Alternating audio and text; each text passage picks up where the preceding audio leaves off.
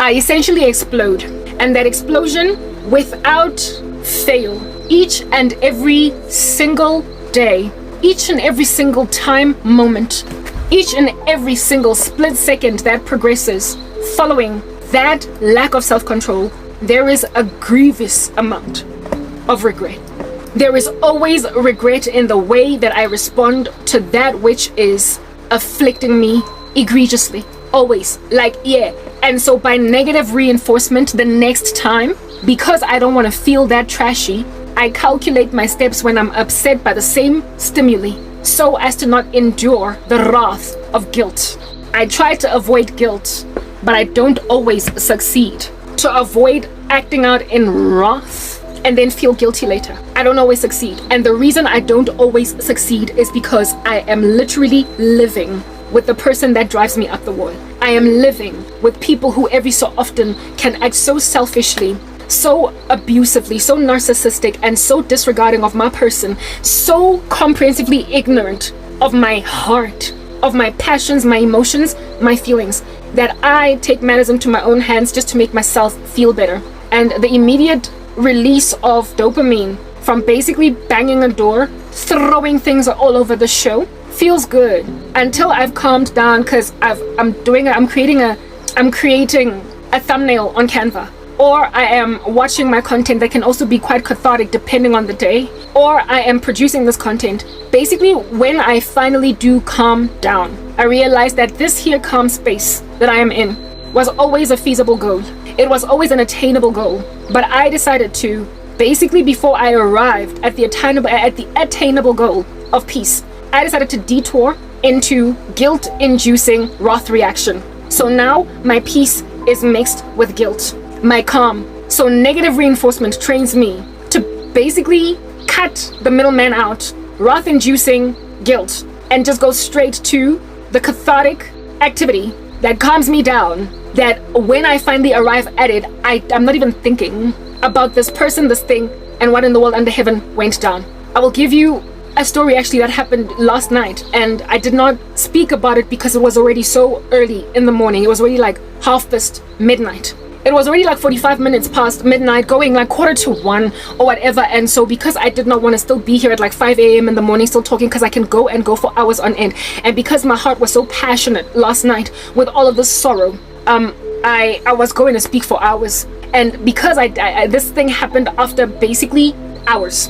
It happened after I was content. I was prepared. I had determined to take a break and not do work, and I was okay for the day until something happened that really maddened me. And usually I conquer all that that maddening of my person by doing this work. But when it's a certain time of day, I don't push work anyway. I don't force doing a video, because I don't want to steal into my sleep, and I also don't want to steal into the night, because I have a routine, a schedule that I'm very anal about. I'm pedantic about it because it keeps me sane. And when I can't do certain things that I do within certain hours of my jam-packed 16-hour day, I feel robbed of order. And my life is severely chaotic, or at least that which encircles me. So the only order I have is my schedule. It's my routine. Go and read it up in any psychology magazine. You will know that creating a routine can help a person escape all manner and kinds of afflicting stimuli on the earth. Anyway, moving on. Okay, cool beans and bananas. So with that being a thing, let me just highlight what in the world happened yesterday.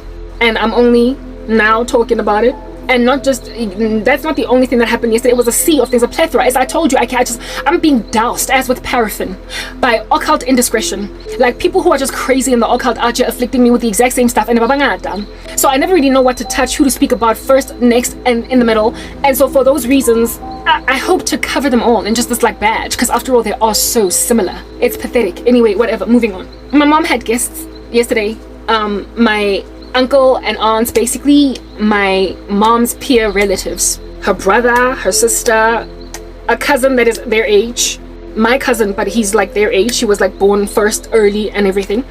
Basically the elderly were out here having post New Year's gatherings, seeing as they did not see each other last year. They did not spend Christmas together, they didn't spend New Year's Eve or whatever together, so they decided that they're gonna have like a early year, like open year luncheon, whatever. My mom, I despise it when my relatives come over here, because Everybody's walking around like they did not just break me. Everybody is like, Papa, my whole life is encircled by gaslighting.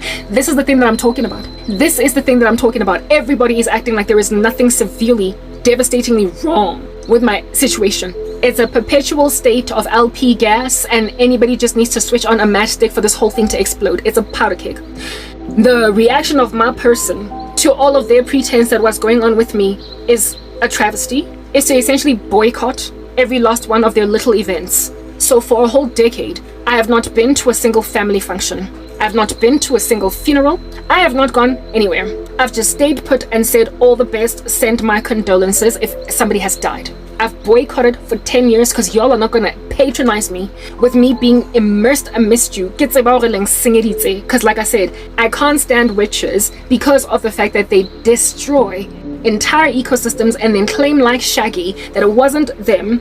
And when then you raise the smoking gun that you saw in your dreams and visions, they then deteriorate to calling you insane. They call you crazy. They probably gonna put a label on you as psychotic because they trust that most people are gonna despise prophesying, dreams, visions, and write you off as schizophrenic, paranoid, schizophrenic. So my best way to avoid insults for their crazy and to not be patronized by being amidst a people who deliberately destroyed my future, because my family members are among the mutineers against me. It's not just former friends and family. It's not just former friends and colleagues and whatnot. It was my own family. You know how they say keep your enemies close, keep your frenemies closer. Keep your friends close, keep your enemies closer. But in this instance, it's keep your enemies close and your frenemies closer. So my family members are like frenemies. They're like mimis. They are family enemies.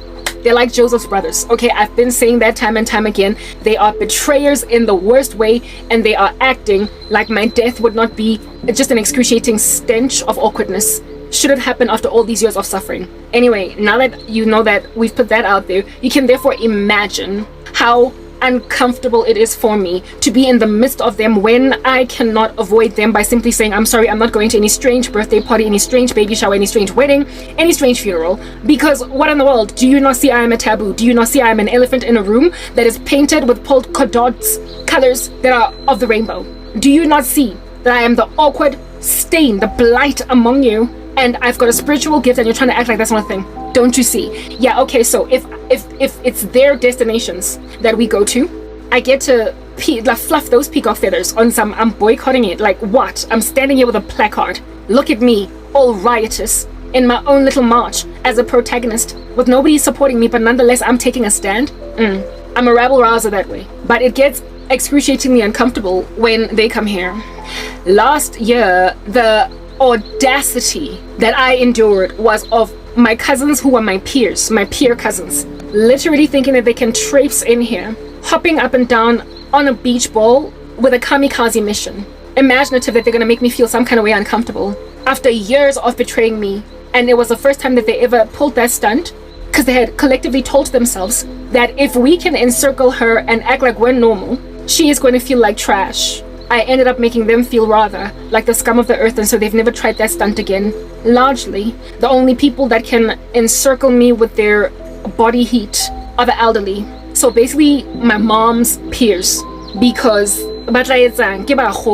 and they're also the ones that I am least disquieted by the company of. They know what they did. They ignored my cause. They completely pretended like this not here is a thing all this here is not a thing that should be maintained. That Ngwana is not supposed to be left alone. Asokola hakana. They've basically dropped the ball on intervention that could have been embarked on to ascertain that I don't continue to get harassed by every one of my peers in the family. But no, they stood back and acted like a completely viable, intelligent woman is a no-brainer, just sitting around gathering dust because she did it to herself. Okay, like whatever. Everybody knows that's not true. Moving on. So therefore, when my uncle and my aunt and all of these older people are here, it's uncomfortable, but it is the least uncomfortable I could be amidst them. But I did let you guys know of that other super awkward event of last year where these peers of mine literally rocked up in here traipsing like kamikaze kangaroos, like proper. They were on a suicide mission.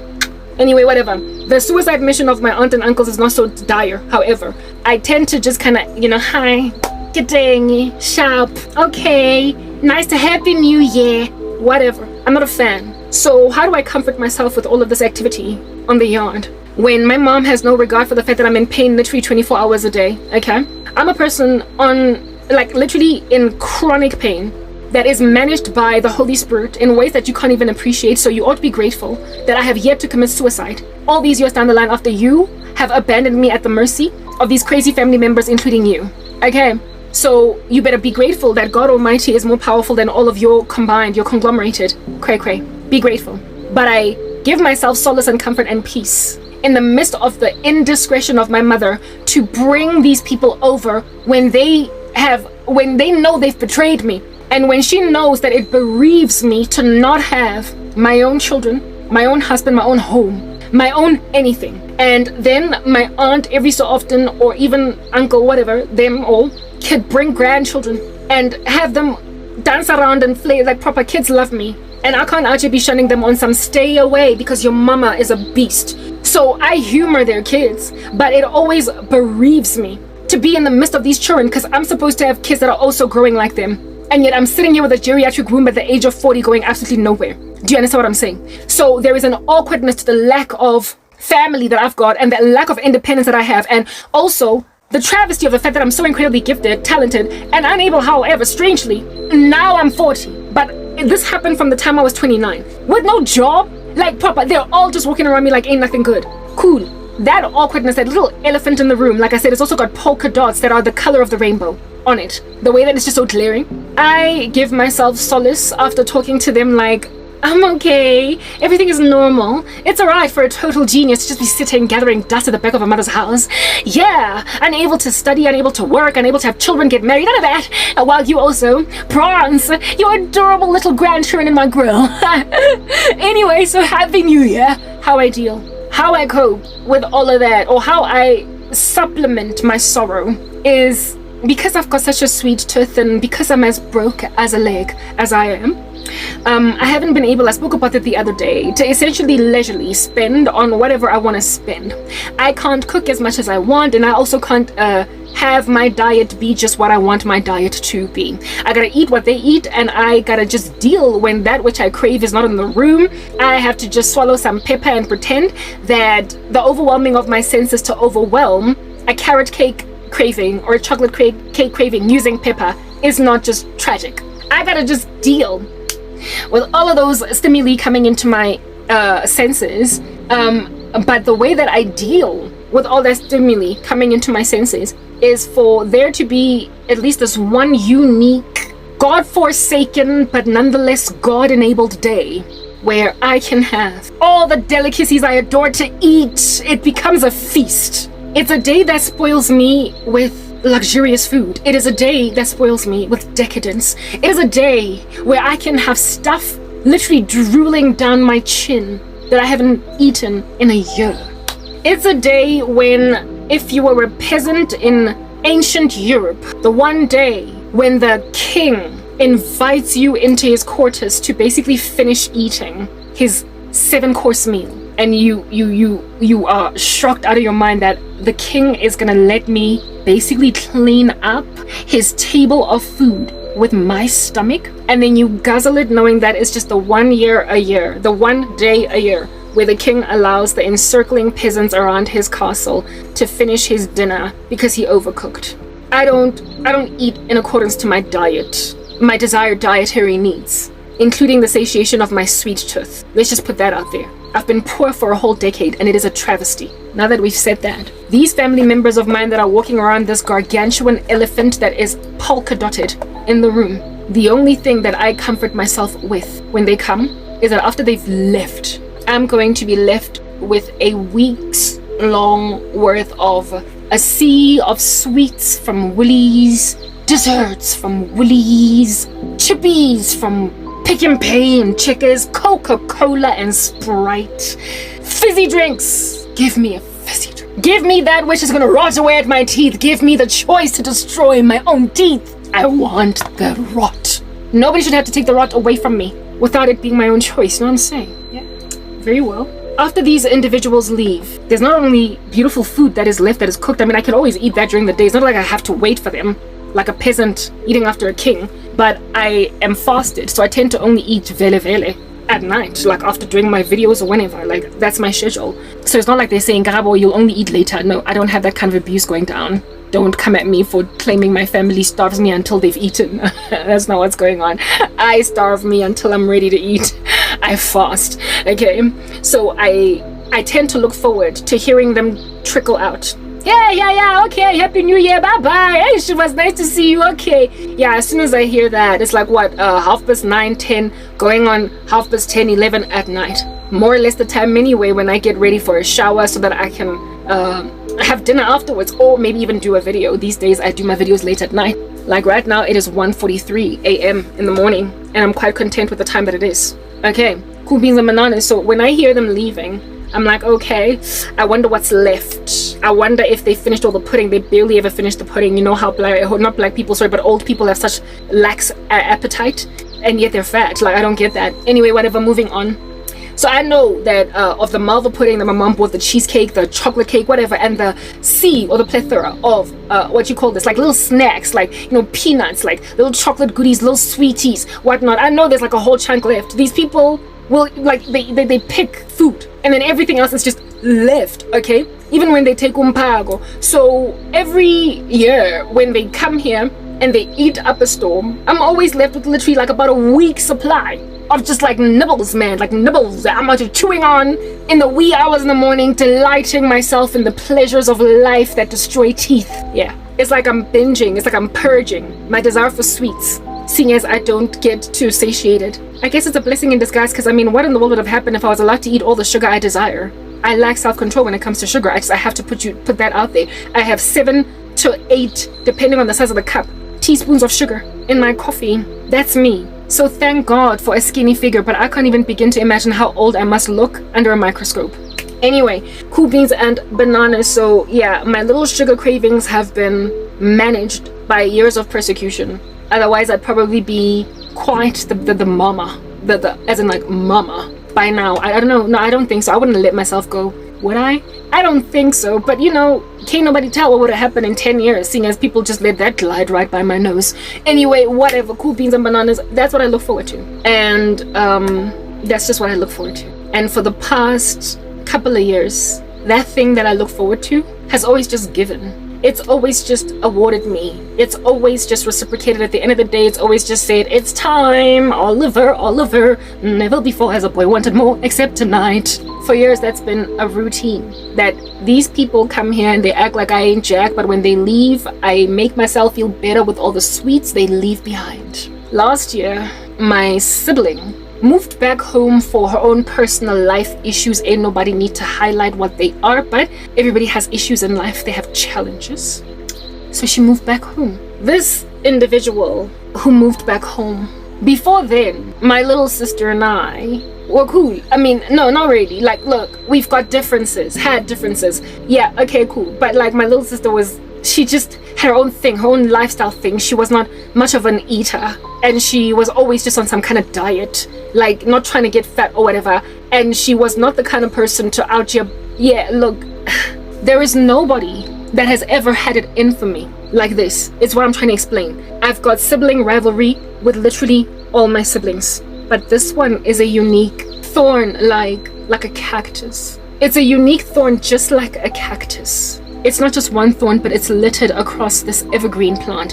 It never ceases hostility against me, so it's evergreen. Even when it's in a desert and there is no incentive for it, it's out here making like a cactus in the wilderness, and it's got thorns. I have never had anybody this malicious against me. I have never had anybody this below the belt and deliberately attemptive to just annoy me, afflict me, poke and prod away at me. You know, the Bible says that like messing with a nose a whole bunch until it bleeds, so too is a person that stirs up contention. This woman is like a nosebleed to me. She is always stirring up contention, and I am perpetually mentioning her in my ministry. I have made mention of the fact that, like, Papa, leave me alone, I will walk away, I will do nothing, I will keep quiet. But if you go out of your way to afflict me, I'm gonna throw stuff at you. I spoke the other day about how it is that I ended up taking her juices and I threw them in literally the driveway, but then I realized the body corporate might have an issue with that, so I went and I picked them up and then I threw them in her bedroom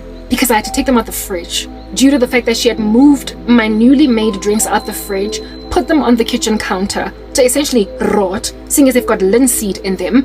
My little shake that I make in order to put just a whole bunch of cornucopia of her drinks in there, and like she lives alone. You know, like that kind of crazy activity, like a person with whom you live in a commune, and even though you label your food, they eat it. Even though you put something in the refrigerator, tomorrow you come there and you find it on the counter rotten, or after 3 days it's rotten. You're looking forward to like leftovers, and it's rotten because they've just left it on the kitchen counter to die, like proper to rot. Like when somebody gets up your nerves like that, like you know what I mean, like you cannot, like, just move, like get out, get your own little mini bar fridge in your one room in this commune that you live in, so this person is no longer a terrorist over your food. I do not care very much to mark or label Dijon. If there's yogurt in the fridge, literally it's first come first served.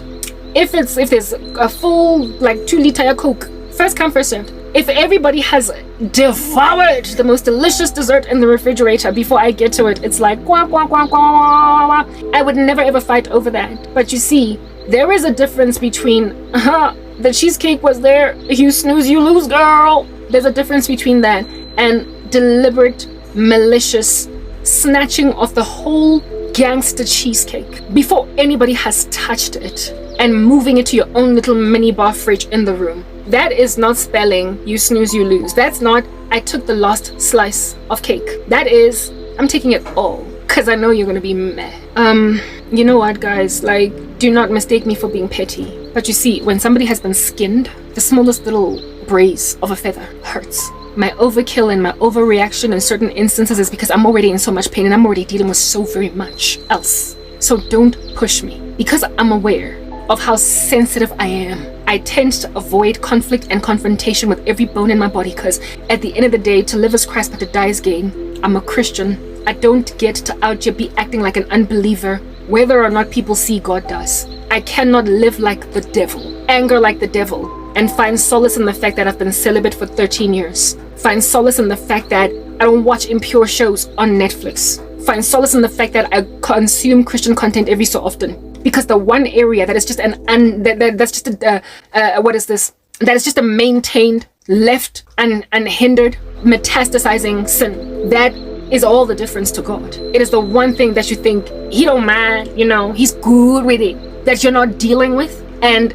this thing for me is literally the reaction that I have when I am out of my mind livid with this crazy behavior. It makes me feel like everything else that I have done for God is hollow, it's naught, it's ash, because I'm such a hypocrite.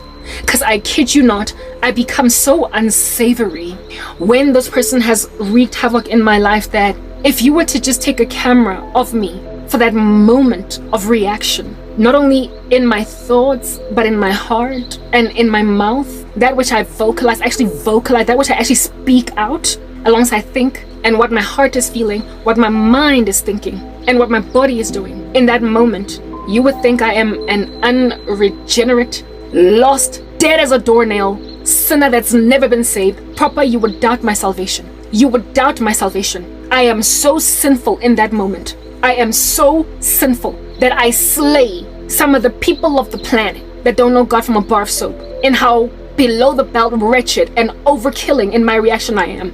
Allow me to communicate my thoughts. I feel justified. I feel like they have it coming. I feel like she deserves it. I feel like it is within my prerogative to do this, so my thoughts are trash. My body is doing certain things, so that's trash too. My mouth every so often releases, if not expletives, just really harsh speak, coarse jesting. And in and of myself, I feel euphoria because I'm taking matters into my own hands. I feel a sense of appeasement of my wrath because I did something about it. Oh my goodness. Oh my goodness. Only for me to snap out of that because, you know, something cathartically enabled me along. It healed me. And then I realized that I literally, for that moment, that brief season, acted worse than some of the most calloused sinners on earth, that are atheistic, that hate God, that are blasphemous and sacrilegious. Some of the things that I even think are, never mind do I feel justified in that, but I have a mindset along the lines of, but you're not doing anything about it. You've just left me here. You've just left me to just writhe under this crazy. You know that she gets to me. You know she drives me up the wall. And you've just left me here. Why haven't you moved me out? Why haven't you gotten me a job? That's me talking to God. So I'm full of blasphemy and I'm I've taken matters into my own hands. I'm self-aggrandized. I'm walking in a self-fulfilling prophecy. I'm justifying this. I'm entitled to do this. My actions are whack. My speech is unseasoned with salt. My adrenaline response is now in fight mode because flight has been exhausted. Walking, you know how I say here, I do not argue, so I walk. I don't beg, so I walk. And I also don't kiss the behind of people who are wrong. And I won't say I walk again because I'm not trying to patronize anybody, because y'all get it in a way that you perpetually patronize me. My strategy to walk has worked swimmingly for years, except the few events when it just hasn't, because I just don't walk. I don't walk. I blow a top. I have used the story of David and Abigail and Nabal before to explain what happens when a Christian gets to this place. Or not so much when a Christian, but that a Christian can get here. That a child of God can get to a place of feeling like Yazen Angnanda Ba. Consequences at that particular moment don't matter. You feel entitled to doing this thing, to ending this thing, to finishing this thing. And absent of there being a calming, stilling, cathartic, intervening force like Abigail, David is going to kill a village of men because of Nabal's indiscretion. Because of Nabal's indiscretion. And y'all, you need to understand, Ubuti, my life situation has been hard for a decade, but no one has ever pushed me to the edge the way that my older sister has. This woman never used to be like this. I don't know what, I know what took her over, but she was one of the most, calmest, sweetest, easygoing people. She was never malicious, never full of sabotage. She was never conniving. And now she is. Y'all, Azzy.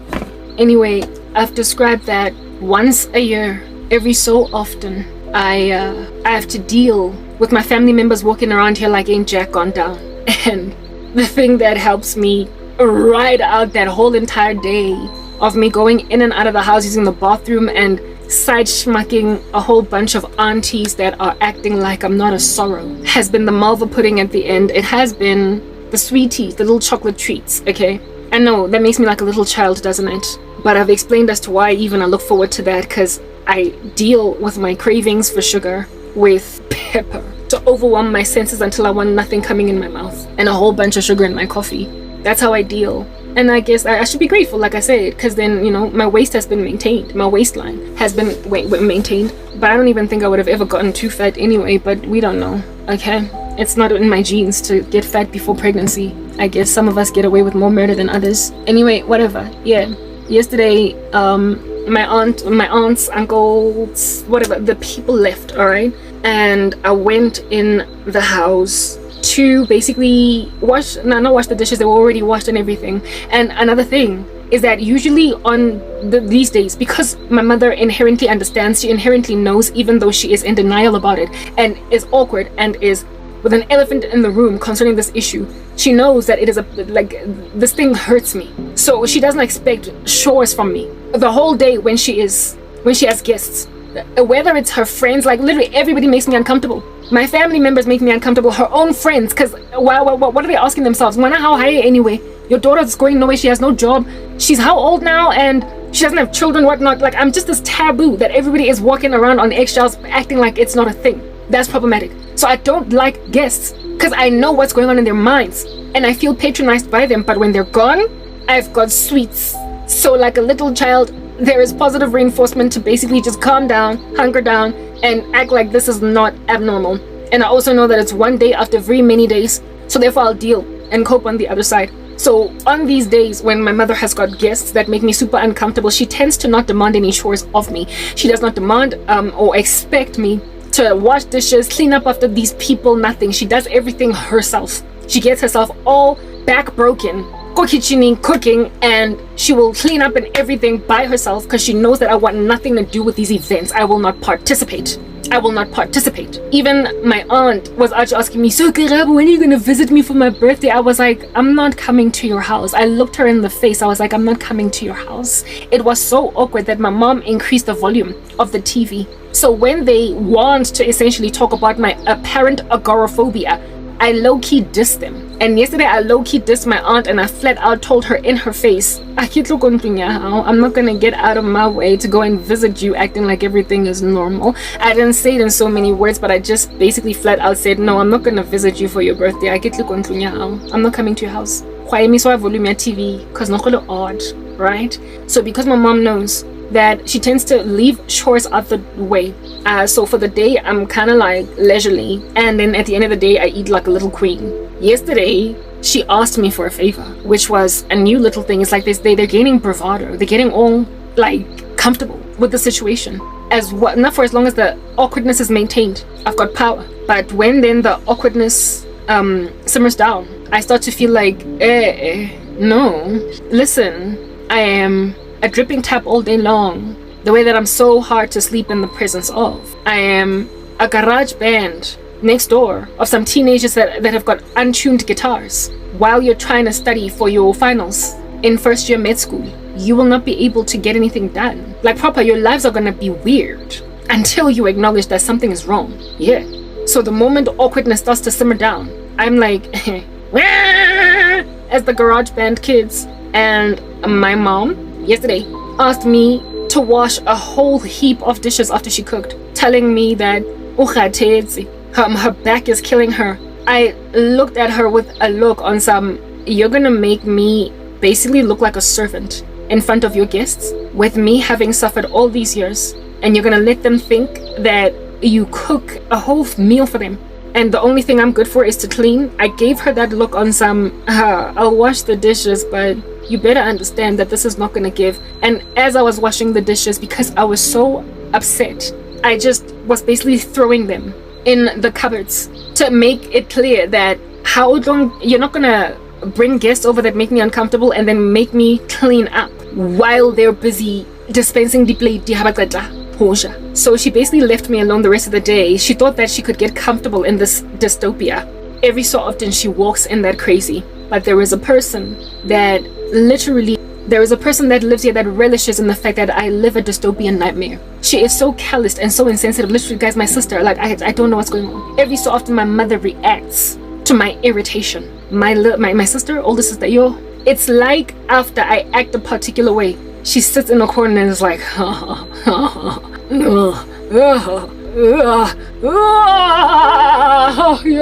I don't understand it. I literally don't get it. I don't know what's going on in that woman. It's like she's taken over altogether by some entity. Because I had washed dishes earlier on in that day, and a heap of them, I would have imagined that my mother would have my back. Because of the fact that, you don't get to make me clean up and then enjoy this situation and you not stand up for me. At least appease my wrath by intervening. Nobody here is 12 years old, but a person needs to be told where to get off when they're acting awry, especially when they live with other people. You don't just get to swing on a chandelier because we're all adults and the only reason why I don't even talk to you is because you are a determined bludgeon on my peace. So by not saying anything to you, I avoid such haughty conflicts, such haughty arguments, that neighbors be out there thinking this is an unstable household, a tumultuous, troubled home. So proper, my decision is best for everybody, because you can't maintain peace. It's written in God's word that blessed are the peacemakers, for they will be called sons of God. Sometimes making peace is silence. Sometimes peacemaking is agreeing to disagree and parting ways. Sometimes the best diplomacy is no relationship at all, because fostering a relationship with an exorbitantly jealous person is going to create World War III. And I have been wise that way, knowing that it does not please God for me to have no relationship with my sister, but it also displeases him a lot more to have one, and every 2 or 3 days me blurt out into obscenities, me scream, me yell, me shout, me have proper. It just works out better. There is a maintenance of peace when there is no relationship. Kunjalo with some people. Yeah. Nonetheless, I bet you know where this is going, right? I mean, you've probably figured it out by now. I mean, I can meander, but y'all have gotten to the point. Allow me then to reach the point with you, seeing as I am always the tortoise while you're the hare. I get there late, but arrive nonetheless I do. The sweetie, the chocolate, the ing that were in the fridge, not in the fridge, but in the pantry. I open it and gone. desert level, guys. You're saying, oh God have mercy. Who's it, fella? Packet daddy popcorn. You know those lethargic. I mean, they are properly tired. They're lethargic. They're slow. They've got sleeping sickness. They were bitten by a tsetse fly. They've got dengue fever. Peanuts and raisins. Hey, don't come at me with that. I was like, I was out there dealing with dengue fever, having peanuts and raisins. Yo, guys, peanuts are the cheapest nut for a good reason. They're boring. They're not exactly pistachios or pecans. They're not exactly almonds, okay? And they're not exactly also laced with like some beautiful like seasoning from like proper. Wait again. It's a poor man's meal. It's those peanuts are like canned fish. Yeah, like kista dog. Like it's protein. It'll get your omega-6s in, but it's a poor man's meal. And so when you're looking at Ike and your lucky fish as the only thing in your refrigerator, not a refrigerator but in your pantry, with some bread, while you might be grateful that you're not going to starve, you also feel bummed that you're not going to feast because you're just eating. Maybe you might put some mayonnaise on it if there is mayo, but it's a poor man's meal. However, if you were to be left with lucky starfish when you went home last night, you were feasting and the pantry was full. Not pantry, but the fridge was full of like a leg of lamb. It was full of turkey. It was full of a chicken, like a full chicken. It also had salmon in it. And then there was rice and pumpkin and spinach and this and that. Like, yeah, and you're looking forward to basically eating seconds when you get home.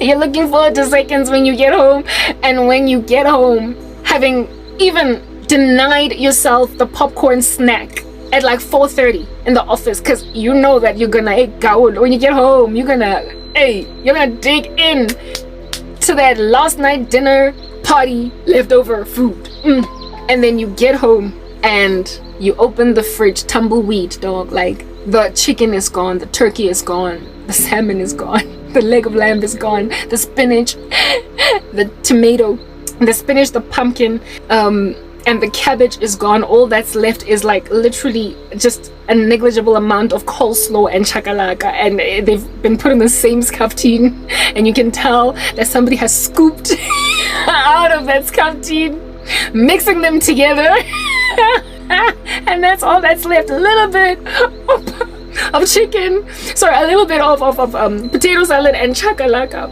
but there's no more pumpkin, there's no more spinach, there's no more cabbage, there's no more, there isn't even green salad, nothing. Dombolo gone, and there's just like this hard pop in the fridge left with this small little coleslaw. And not coleslaw, but the small little potato salad and coleslaw and chicken chakalaka. So that's all that's left. Dude, you were famished. You were famished. You were out of your mind, hungry. You were ravenous. You could eat a cow. And this is all you find in the fridge. But you live with one person. You live it with one person. So you don't know how that happened. They also go to work. So they couldn't have eaten it for breakfast, lunch, and dinner. What would you do? I'm laughing now, but yesterday it was just so freaking infuriating. What would be your immediate reaction? What would be your immediate reaction, guys? 3 stages of trauma. Step 1, denial. Denial. So what would you do? Because you're in denial, step 1 of trauma. You will. This is fridge food. It's fridge food.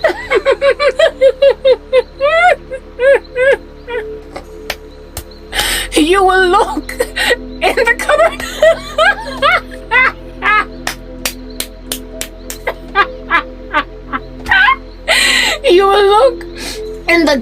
right, where non-perishables chill, where the canned foods chill.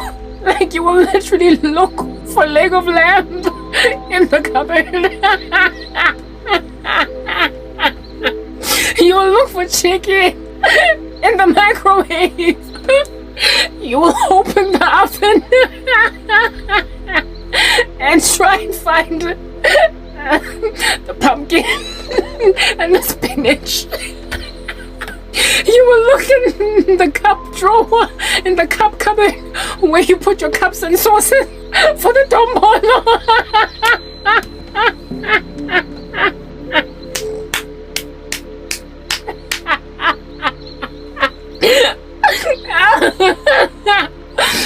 Because you're in denial. And then, when all else fails in the kitchen, you will go to the lounge and look in the drawer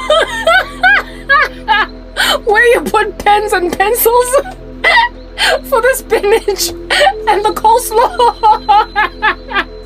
You'll go to the room divider and search to see if the leg of lamb is not there.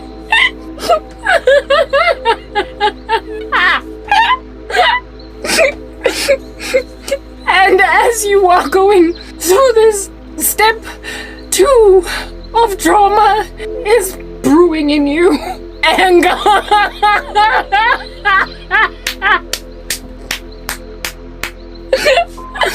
First is denial. You think it's gotta be here somewhere. It's gotta be here somewhere. This food has gotta be here somewhere. There was too much of it last night. And now that you're realizing that there is no food in the room divider, now you get mad. Now you get super annoyed. Actually, it's 4 stages or 5 stages. First, it's denial, and then it's anger. And when you're angry, you will walk in stage 1, but this time around, it won't be gentle. So you will go back to the fridge. But this time you will open the fridge with anger. This person ate all the freaking food. I know what happened. There was so much of it left last night. And this time you're doing the rounds in the whole kitchen. Open the fridge, angry, passion. Cover it, close it, it's still not here. You literally re-look where you just look. You will look in the fridge, you will look in the pantry, you will look in the cupboards, you will look again in the drawer in the lounge, you will look everywhere.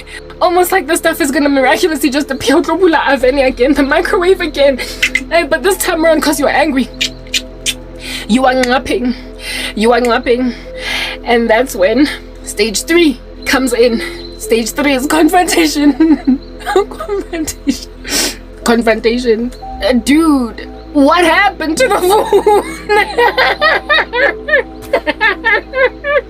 food? So now you're not just hungry, now you're angry. You're hungry because you're angry.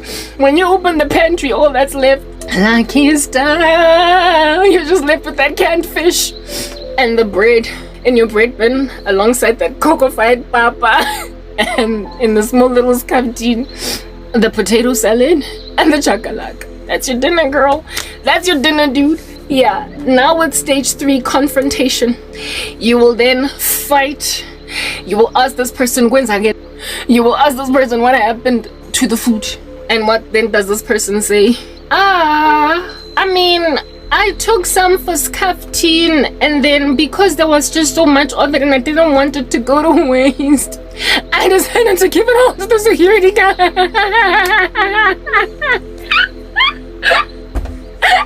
I decided to give it all to the security guard to share with his family because so you took your own scaftin. You took your own dinner, Wena. You helped yourself. And then you gave the rest of my food to security.